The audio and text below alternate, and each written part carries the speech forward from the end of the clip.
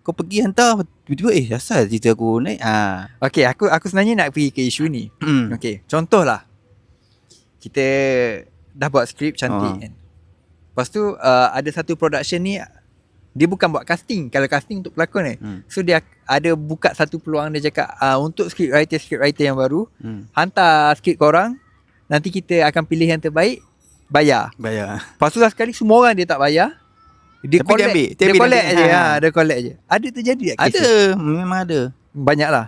Tak ada banyak, tapi memang ada. Memang terjadilah. Terjadi. Contohlah, kalau terjadinya benda macam tu, kau sebagai script writer, ada apa-apa cara tindakan tak? Maksudnya melalui perundangan ke, nak tuduh orang tu curi kau punya idea? Tak boleh? Boleh atau boleh, tapi dia mesti akan olah banyak cerita. Bila dah olah, dia jadi hak dia lah. Dia Kalau nak lawan pun tak boleh kan. Dia improvise script kau lah. Okay. So kalau lawan pun dia susah lah menang. Faham. So banyak kotor lah dalam bidang ni pun, banyak juga pusing. Okay.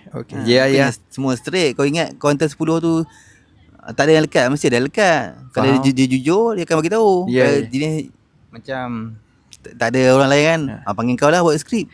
Tapi kan, kalau contoh dia curi skrip kau kan, dia dah ada proposal proposal saja kan. Tapi treatment semua dia tak dapat kan. Ke kau dia boleh upah penulis skrip lain.